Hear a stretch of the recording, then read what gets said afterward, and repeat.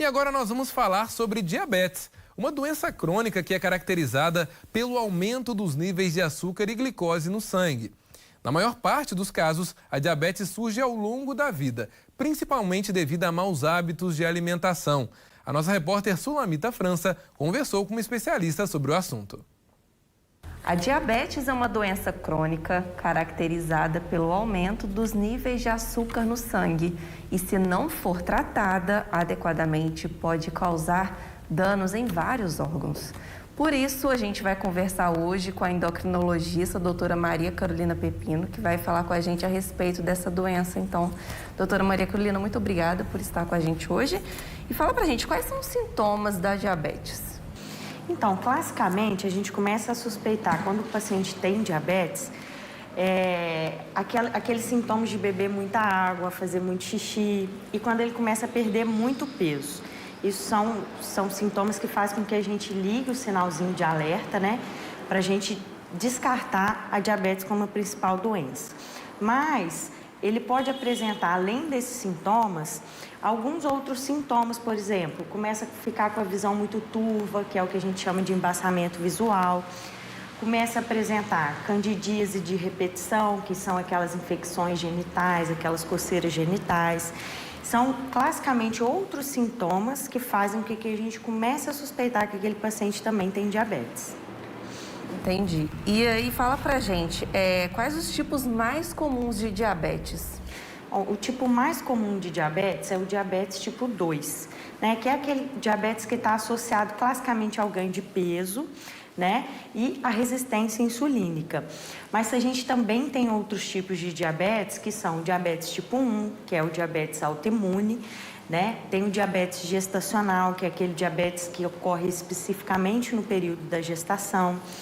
Tem o diabetes que ocorre em detrimento do uso de algumas medicações, e aí, dentre elas, existe o uso, por exemplo, de glicocorticoides, que está associado à alteração da glicose no sangue.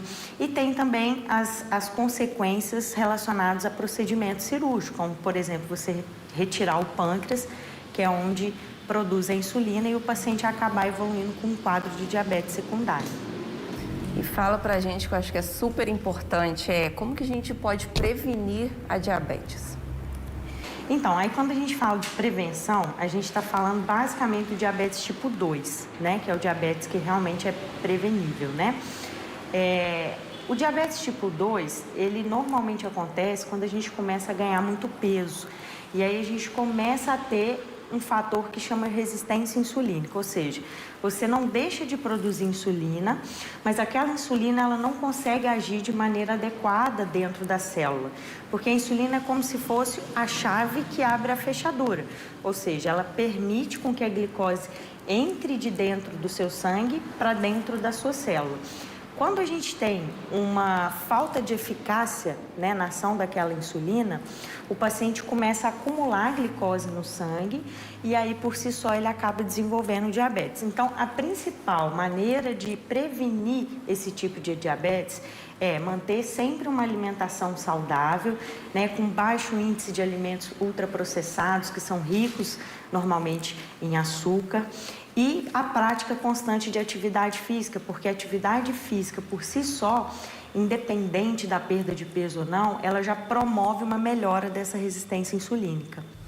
Muito bacana ser esclarecedora, né, dessa questão que atinge aí tantas pessoas no mundo. Muito obrigada, doutora Maria Carolina, por estar presente com a gente hoje, falando sobre esse assunto. Obrigada a você pelo convite. Elias, a gente volta com você. Obrigado, Sula. E sobre diabetes, eu vou chamar agora a Sabrina Silva para a gente bater um papo sobre esse assunto. Olá, Sabrina, uma boa noite para você.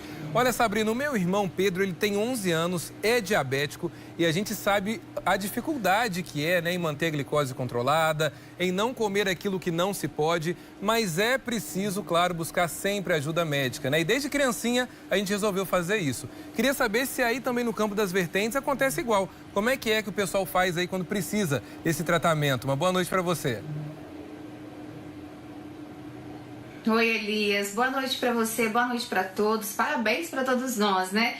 Mas vamos falar de saúde. Pois é, nós assistimos um belíssimo VT aí com a endocrinologista falando sobre a fisiolopatia da doença, tá falando sobre, inclusive, a complicação, né, da nefropatia diabética. Pois é, nós existimos aqui, temos muito comuns aqui na nossa região 2 tipos, sabe, Elias?